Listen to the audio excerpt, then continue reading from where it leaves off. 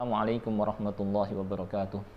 Alhamdulillah wassalatu wassalamu ala Rasulillah wa ala alihi wa sahbihi wa man walah, amma ba'du. Ikhwani fillah, a'azzakumullah. Fenomena yang sering terjadi di bulan Ramadan adalah sebagian saudara-saudara kita ada yang mereka melakukan puasa tetapi tidak sholat. Ini adalah kesalahan yang fatal, ya. Padahal kalau kita perhatikan antara sholat dengan puasa, ya, tentu kedudukan sholat lebih tinggi daripada puasa, ya, karena rukun Islam yang kedua adalah sholat, ya. Dan meninggalkan sholat dosanya sangat-sangat besar, ya. Karena baik sholat demikian pula puasa termasuk rukun Islam yang Nabi SAW bersabda, "Buniyal Islamu ala khams, syahadati an la ilaha illallah wa anna Muhammadar Rasulullah." Islam dibangun di atas 5 dasar, yaitu bersaksi bahwa tidak ada yang berhak disembah kecuali Allah dan Muhammad utusan Allah, wa iqamis shalah, mendirikan salat, wa itaiz zakah, membayar zakat, wa shaumi Ramadan wa hajjil bait atau kama qala.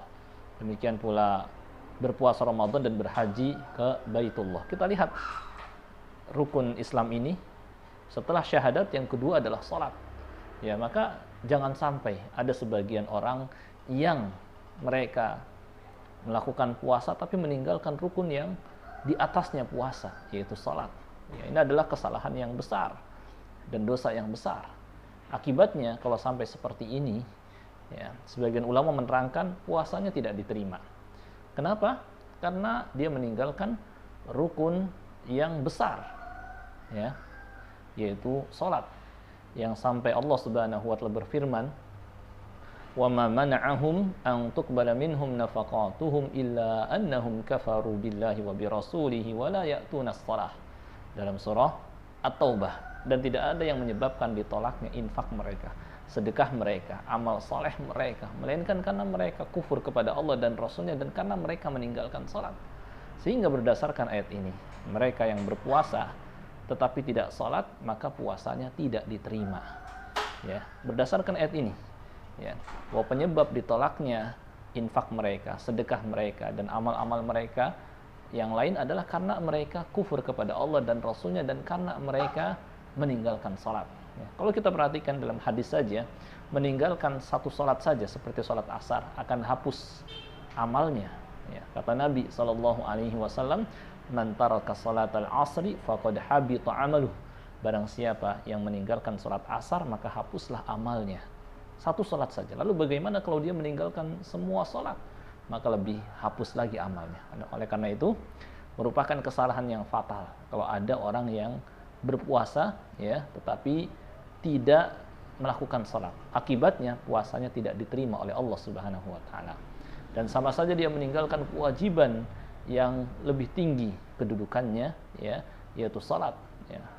Antara salat dengan puasa kita tahu lebih wajib salat, ya. Meskipun kedua-duanya wajib, tapi kedudukannya, ya, di sisi Allah Subhanahu wa taala lebih tinggi salat daripada puasa.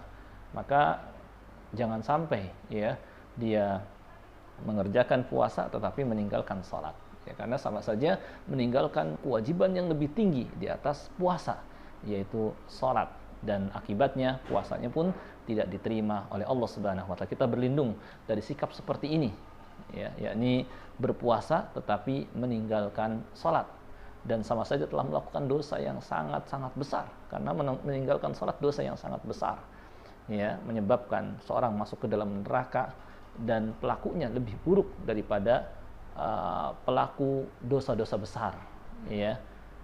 Jadi meninggalkan salat di sisi Allah lebih buruk daripada para pelaku dosa-dosa besar, ya. Kita minta kepada Allah Subhanahu wa taala agar dapat menjaga Ramadan kita, ya, menjaga puasa kita, ya, agar tidak rusak dan agar tidak berkurang pahalanya, ya. Kita minta kepada Allah Subhanahu wa taala agar Dia memberikan kita taufik terus untuk mengisi bulan Ramadan dengan amal saleh, dan kita minta kepada Allah Subhanahu wa taala agar amal yang kita kerjakan di bulan Ramadan ini, ya, diterima olehnya. Amin amin ya rabbal alamin.